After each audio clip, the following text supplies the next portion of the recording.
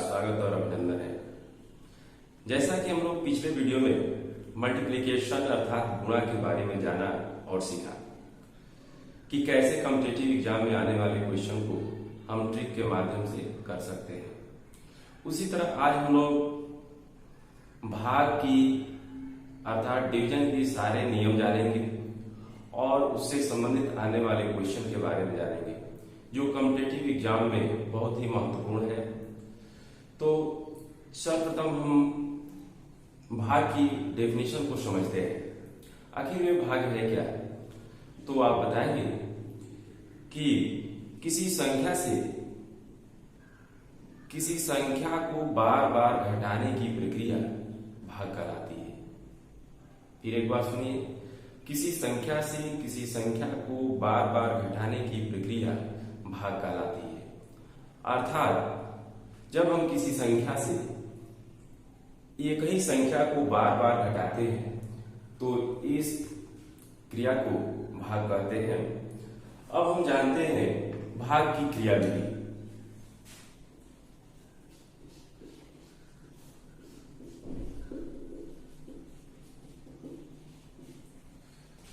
पहला टॉपिक हमारा यही है कि भाग की क्रिया विधि क्या है।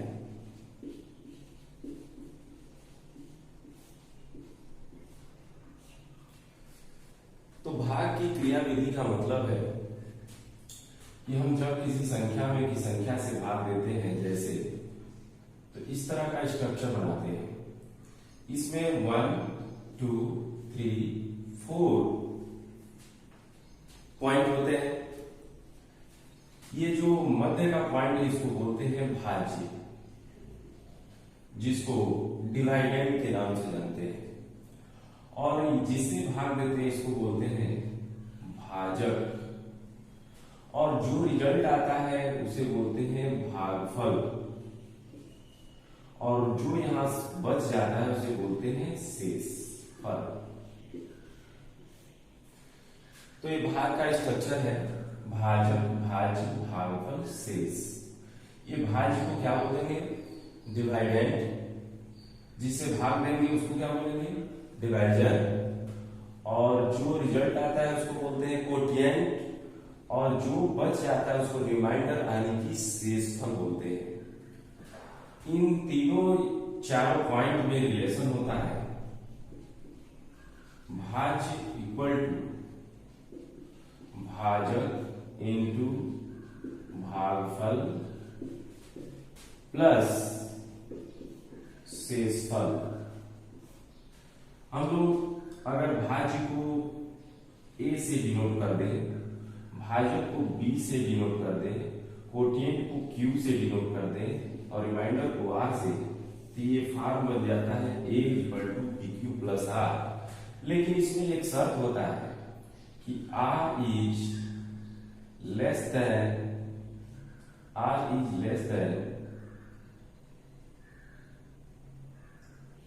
B। जैसे B से हम डिवाइड कर रहे हैं, ये भाजक जो है B है, ये है और Q है और ये R है। तो हमेशा जो ये शेषफल आएगा B से छोटा ही आएगा, कभी बड़ा हो ही नहीं सकता। तो किसी एग्जाम में भी पूछ देता है कौन सा कथन सत्य है, A equal to B Q plus R, तो क्यू से कोटिएंट, आर से रिमाइंडर याद रखिएगा। लेकिन इसी तरह के 4 क्वेश्चन देंगे, थोड़ा बहुत बदल कर। तो आपको ये पॉइंट हमेशा उसमें जरूरी है, R is less than B. तो आप लोग भाग की सामान्य प्रक्रिया आप लोग जानते हैं, लेकिन कुछ ऐसे भागफल हैं जिसमें आप परेशानी का सामना करते हैं। तो मैं एक भाग ऐसे ले रहा हूं जो आप सीखेंगे इसे। जैसे 21 में हमको 2 से डिवाइड करना है, तो 2 1 जा 2, यहां पर कट गया।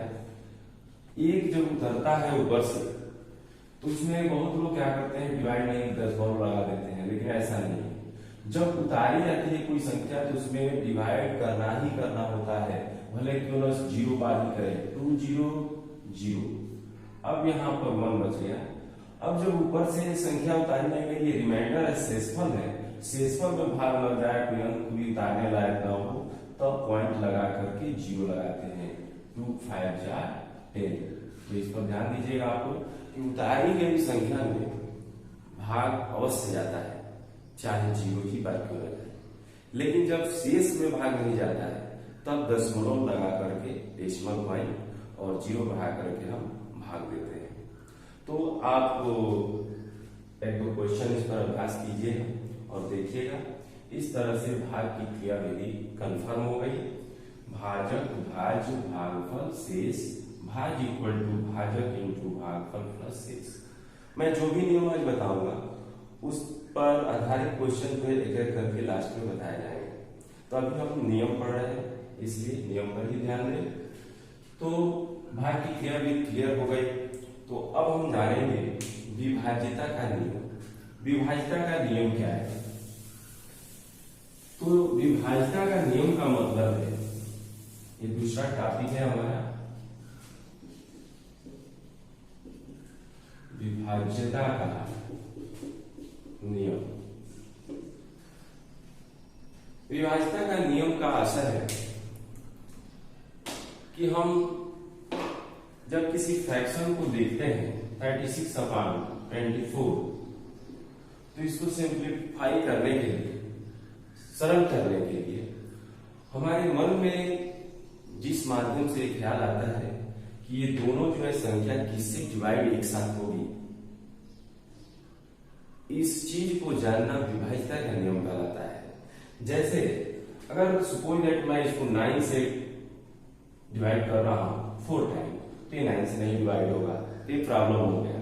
तो हम कुछ ऐसे रूल है जिसके माध्यम से हम जान जाते हैं कि दोनों जो है 12 से डिवाइड होगा। 3 2 सिंपल हो गया ये। तो जिस माध्यम से हम ये जान पाए कि ये एक साथ 12 से अर्थात 12 से डिवाइड होगा, इसी चीज को बोलते हैं विभाज्यता का नियम। तो विभाज्यता का नियम हम सीखने का प्रयास करेंगे कि भाई विभाज्यता का नियम है क्या। तो सबसे पहले है 2।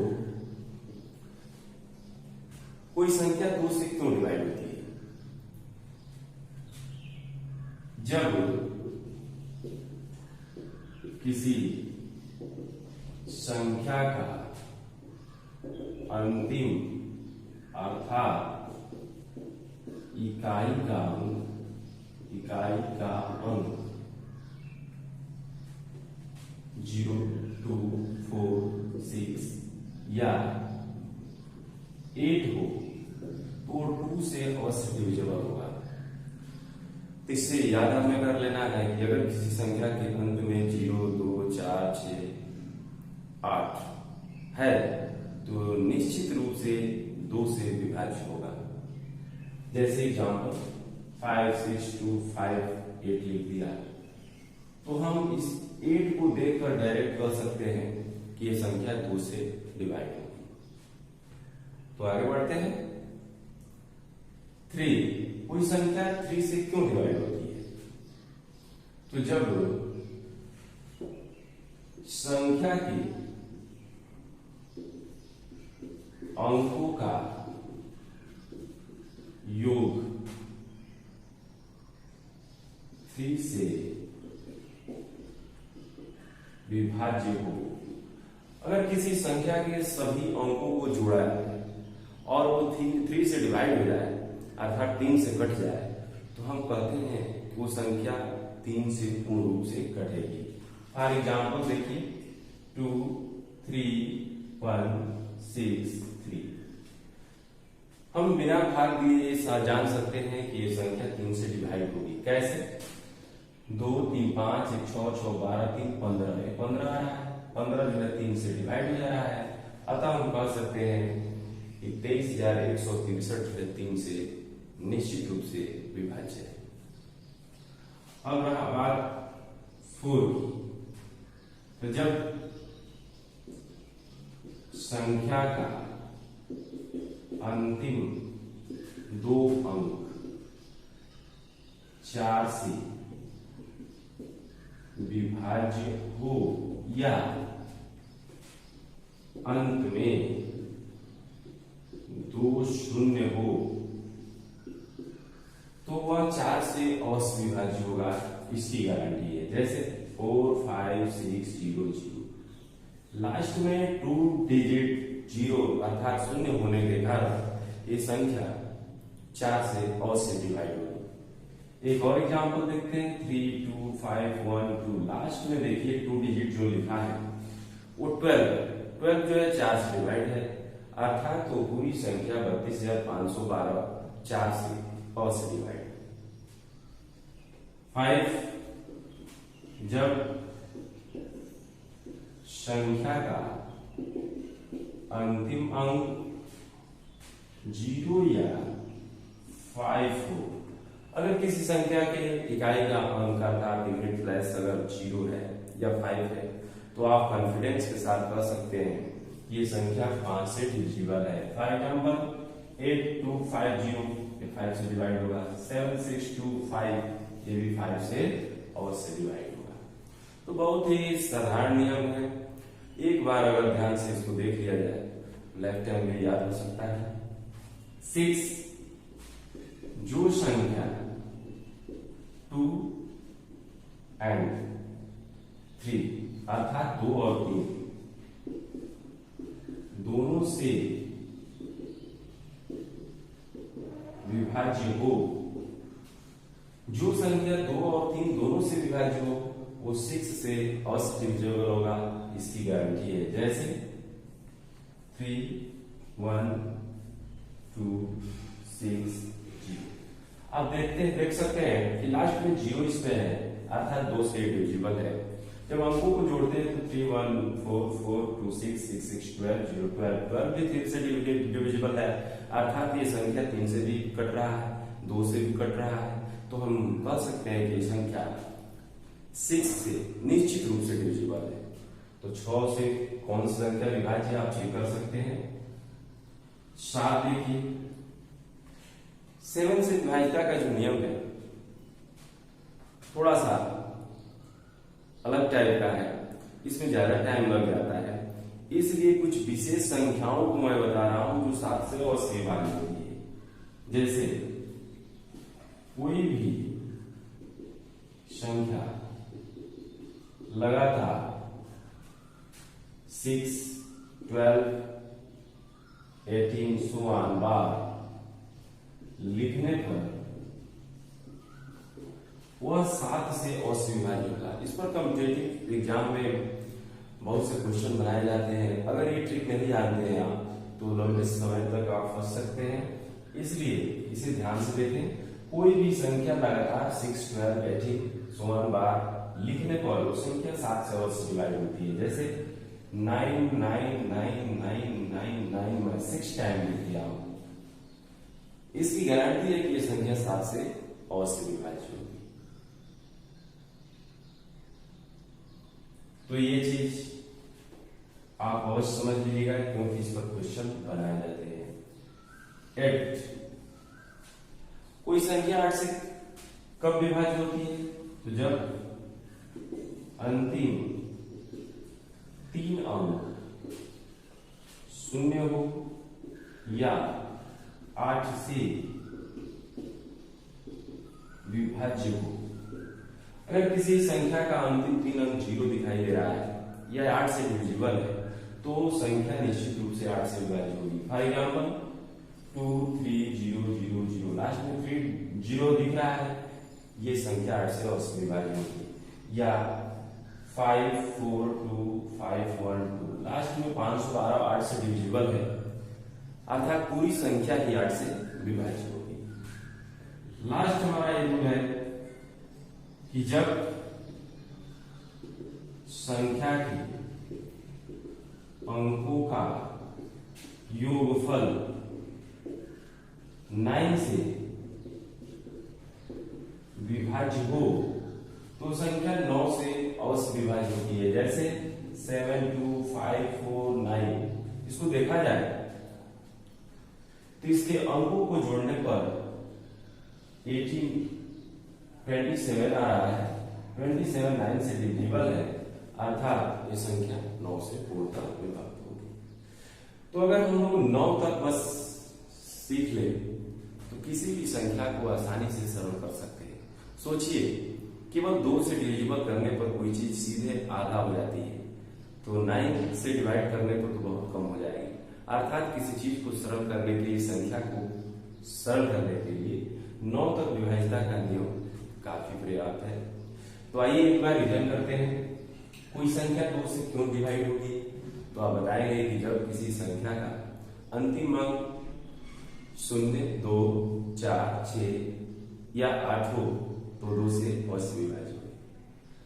कोई संख्या 3 से क्यों विभाज्य होगी, तो जब संख्या के अंकों का योग 3 से विभाज्य हो तो संख्या 3 से अवश्य विभाज्य होगी।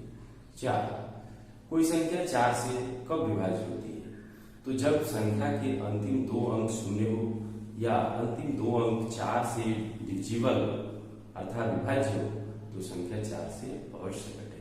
5, कोई भी संख्या का अंतिम अंक 0 हो या 5 हो तो वह 5 से अवश्य विभाज्य होगी। 6, जो संख्या 2 और 3 दोनों से एक साथ विभाज्य हो वो 6 से अवश्य विभाज्य होगी। 7, जब कोई भी संख्या लगातार 6 बार, 12 बार, 18 बार अर्थात 6, 12, 18, 16 बार लिख दी जाए तो संख्या 7 से अवश्य विभाज्य होती है। कोई भी संख्या 6 बार लिखी, जैसे 12, 12, 12, 20, 6 बार लिखते हैं तो वो जो है 7 से अवश्य विभाज्य होगा। 8, जब अंतिम 3 अंक 0 से विभाज्य हो, अंतिम 3 अंक 0 सॉरी या अंतिम 3 अंक 8 से डिविजिबल तो संख्या 8 से अवश्य विभाज्य हो। 9, जब किसी संख्या के अंकों का योग 9 से विभाज्य हो जाए तो संख्या 9 से अवश्य विभाज्य होती है। 11 के लिए भी नियम है, किंतु उसको एक क्वेश्चन के माध्यम से मैं लास्ट में बता दूंगा, फिर भी बता दे रहा हूं। 11 से जब सम तथा विषम स्थान के अंकों का योग 11 से विभाज्य हो, कोई भी संख्या हो उसके सम प्लस और विषम प्लस अर्थात सम स्थान और विषम स्थान के अंकों को जोड़कर जब घटाया जाता है और वो घटाना जो है अगर 11 से विभाज्य है तो संख्या 11 से अवश्य विभाज्य होगी। जैसे 5, 2, 6, 3, 2, 5। इस तरह हम देखते हैं कि ये जो है विषम प्लस हो गया, ये जो है सम प्लस हो गया। 5, 3, 8, 2, 10 हो रहा है, ये जो है विषम प्लस हो गया। और सम प्लस के स्थान को जोड़ते हैं 6, 2, 8, 5, 13 हो रहा है। तो अगर मैं इसको भी अगर 5, 6, 11, 13 हो रहा है तो इसको 8 कर दिया जाए तो ये भी 13 हो गया, ये भी 6, 2, 8, 5, 13, 13 हो गया। अगर दोनों घटाना 0 आ रहा है तो 0 11 से विभाज्य है, अर्थात ये संख्या जो है 11 से डिविजिबल। अगर ये इनका सब्ट्रैक्शन अर्थात डिफरेंस जो है 0 या 11 से विभाज्य नहीं है तो संख्या 11 से डिवाइड नहीं हो पाएगी पूर्ण रूप से। तो यहाँ तक हम समझ गए कि विभाज्यता का नियम क्या है, कैसे किसी संख्या को हम सरल कर सकते हैं घटा करके। तो अब हम चलते हैं अगले टॉपिक की। संख्या में 10, 100, 1000 सोमान से भाग देते हैं कैसे। तो इसका रूल है जो इस तरह है कि 1 पर 0 के बराबर दशमलव बाईं तरफ हट जाती है,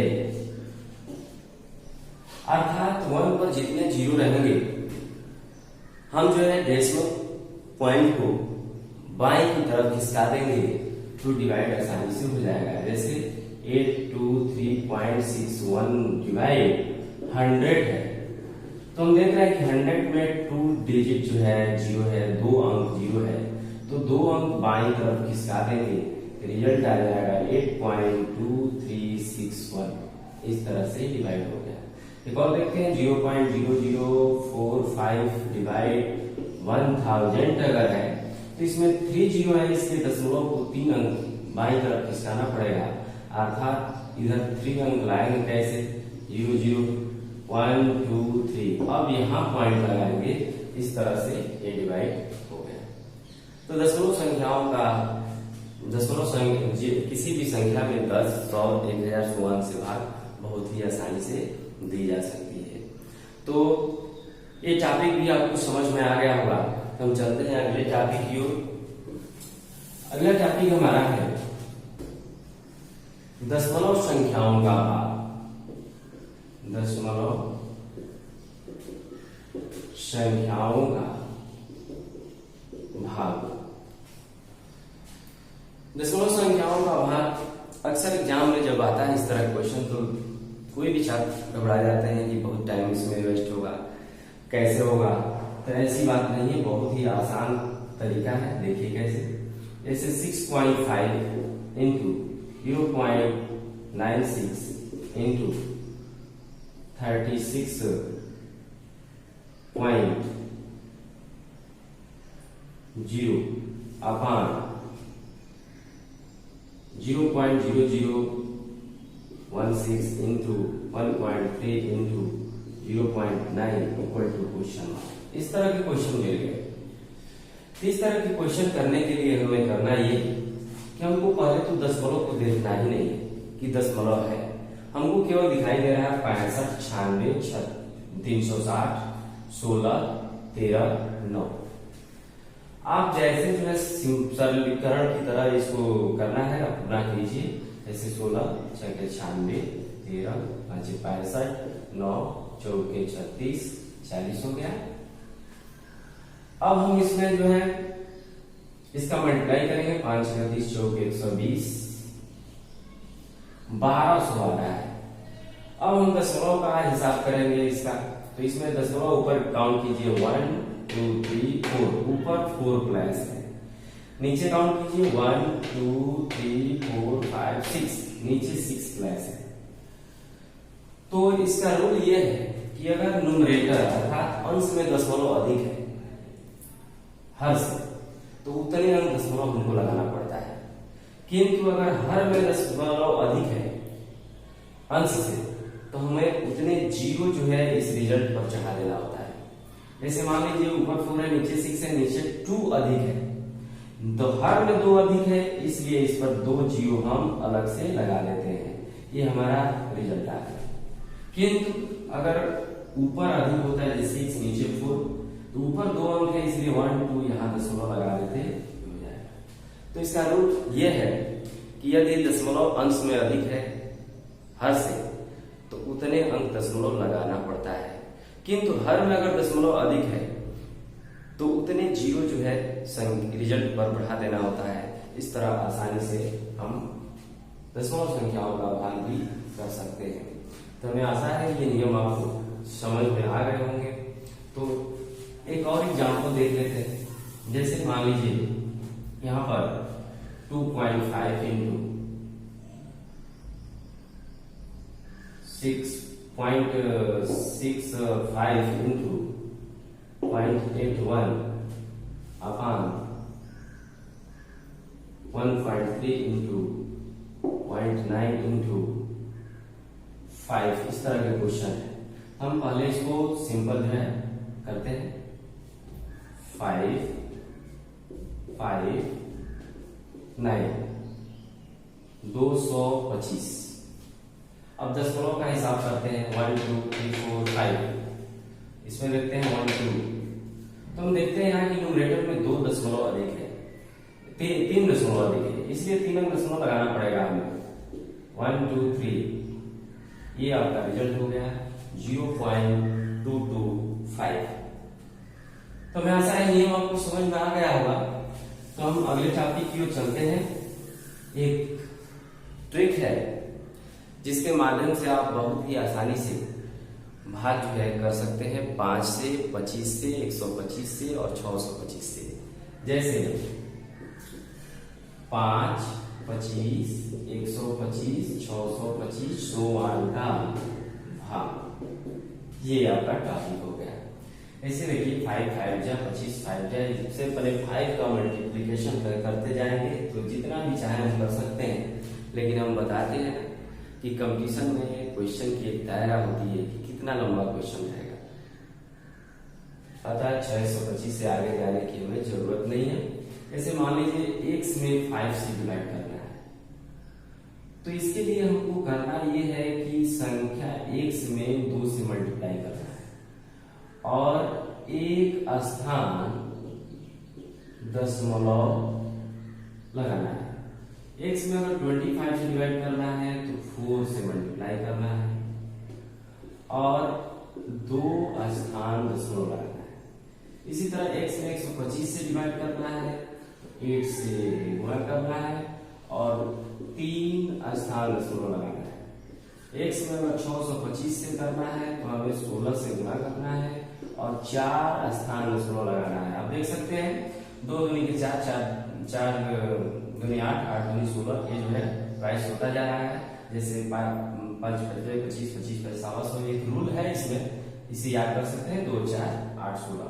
जैसे एग्जाम्पल देखते हैं, जैसे 3 2 5 1 में हमें 5 से डिवाइड करना है फास्ट, तो इसके लिए हमें ट्रिक याद हो चुका है कि 2 से गुणा और एक अंक दशमलव, तो 2 से गुणा करते हैं, 2 एकम 2, 2 5 10, 2 दूनी 4 1 5, 2 3 6, एक अंक दशमलव, आराम से बात हो गया।